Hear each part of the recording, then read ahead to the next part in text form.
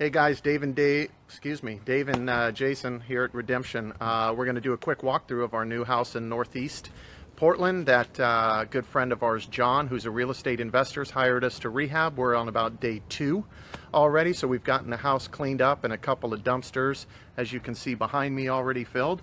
So let's take a quick walkthrough at this mess, and we're going to turn this piece of crap into a gem in a few weeks here. So Jason will take us through and kind of guide us through. Okay, out on the front, we're going to replace all the siding on the front and back, which you'll see the back when we get out there. Re-sided, obviously, a new roof, new gutters, new paint job. That's for the exterior. Minimal cleanup and some bark here on the outside since there's not a huge yard out front here. Alrighty, let's take a look inside.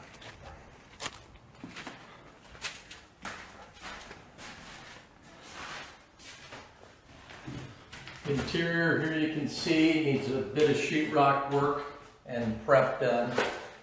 Demo is still continuing, so once that is done, we'll start to get into the sheetrock work and get prepped and ready for paint.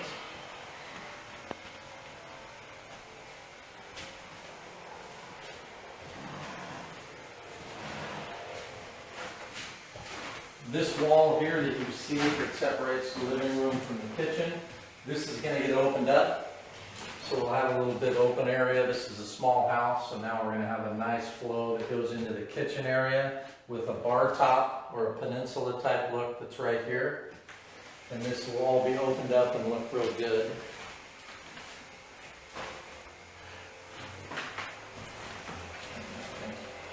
And then as you get down here, same thing. You can walk down this way and see into this bathroom. One of the things we always love to highlight in these old houses is bathrooms, which are usually the most hideous area of the house. This bathroom in particular is small. We're in a 2-bedroom, 1-bath house, but it's kind of insane asylum-like. What I mean is there is tile, as you can see, up every wall, on the ceiling, and of course, you know, we always have toilets, and tubs are never a good thing in these old houses, but it'll be a really nice bathroom here in a couple of weeks when we start putting it back together. A couple of small bedrooms to check out. Both are probably about 10 by 10. And you know, we have some wood floors that run throughout the whole house. In this room they look okay, however in the living room they're in a little bit bad shape, so we're actually just going to replace. We're going to probably do a floating floor, either engineered or laminate, depending on the designer's choice, that will go over, and we'll be able to have a nice flow to the whole room, actually the whole house, as we'll lay that product in throughout every room. So the second bedroom here that Jason is in. And these windows here, original, obviously old wood windows, not very energy efficient. There are 3 vinyl windows here. We are going to replace all the rest that are wood with vinyl windows. Make it a little better in here. Do we know why this is a... Oh, there is a broken pane right here. I guess that explains it. A nice boarded up window. Yeah.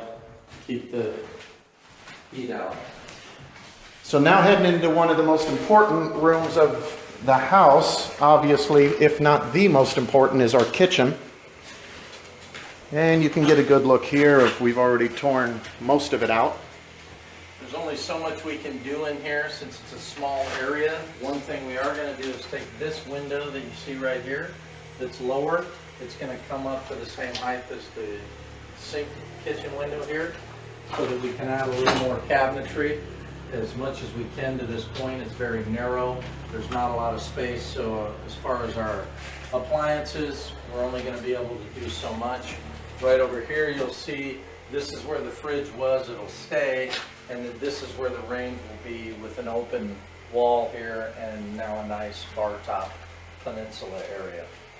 Awesome. And as you can see, plenty of garbage still to be removed out of here. And as we were just having a conversation with our garbage company a little earlier, as they have neglected to bring out another box as scheduled, we get the nice opportunity to just continue to pile up trash. What dumpster are we on now, Jay? 3 is coming? 3 is coming. So 3 full 40-yard boxes for a 700 square foot house. There was a lot of stuff in here. So one room that I never go into first and always let Jason go into is the basement. So you can kind of get an interesting look. Jason, I'll let you explain the stairs that were built in. This staircase, which is awesome, is on a pulley system where the weight drops, it slides down, and it actually goes over the top of the staircase that goes to the unfinished basement. And that is a staircase up to the attic. It's quite impressive that somebody took the time to do that, but we are going to do away with it because there's already an attic access in the hallway, and this is unnecessary. So what I do like is the old school pulley system. yeah, if I can get the camera probably weighs about 400 pounds, as you can see. I can move it easily. Yeah, will you operate that? Let's look at this. So you see that? I may die here, so at least it'll be on footage. And it comes up and down. God, that just does not seem safe. No. All right, into the basement. Again, which I never go into first or alone. And as you can see, it has a brand new furnace right over here. Actually, that thing is ancient. Wow, really We'll old. be changing that out, obviously, probably including the ducting. Plenty of garbage, as you see, in this unfinished basement, which in a lot of our homes that we get hired to remodel, where a bulk of our business is working with investors, so they're buying houses oftentimes in terrible shape, oftentimes have been foreclosed or they bought at auction, and they hire us to do the dirty work. And oftentimes in these houses you find some incredible dirty work type of stuff that needs to be done, as they may have sat vacant for years, and we found more things than are even worth talking about that aren't good in houses like this. So following Jason into, what are we calling this room? We like to refer to this as the kill room normally when we go into basements. My first trip here, there was so much stuff I couldn't get back here, so now I'm actually able to check the panel and see what we're working with. And I'm not sure. It's a little older, obviously, quite a bit older. We'll have to, our electrician, check that out and see how many amps it is and what it can carry here. This is a small house, so it's not a Federal Pacific panel, which is good news, because those always have to be changed out once you see them.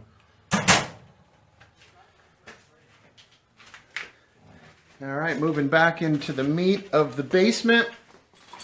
Just so what we're going to do down here is it's going to just stay an unfinished basement. There's a lot of room down here, but the client wants to does not want to finish this as a finished space. So what we like to do down here is we'll take these ceilings that are open and we will spray paint them with like a flat black paint, which looks really clean, covers all the wires, any piping, and then we paint the floors slate gray, which is real nice. And we actually still paint the walls, which are concrete, but it gives a nice clean look down in the basement and gives people options. If they buy the house, they could finish it, later on if they wanted to. the other fun thing that Jason and I oftentimes on our first walkthrough, we usually place bets or play a game, is who's going to open the freezer or fridge door. So luckily that's open already. Yeah, we already had our and no nasty surprises in here. Not the best odor, but it thank goodness that door was off, and we have found some horrific things in freezers before as well. So that pretty much concludes the inside of the house. Go back up here. So the house footprint on the main livable spaces, what, Jason, 700 and something feet? Yeah, I think it's about 800 feet. Okay. And again, we're going to leave it an unfinished basement. You can just tell by this video all the work that it needs. There were 2 sheds out back there. One's being demoed that- as we speak. That have been taken down and demoed out. And that pretty much is our newest project. So it'll be a big one. We'll continue to do some Facebook Lives throughout the progress of this job, so you guys can see how it comes together. And time-wise, Jason, what do you think this job's going to take? We have an 8-week schedule on it. Personally, I feel like we might be a little quicker than that, but there's plenty to do here, so it'll take a bit. Awesome. So we'll probably see you in about a week for this particular project. And any comments or questions or anything you need from us, just let us know. Thanks.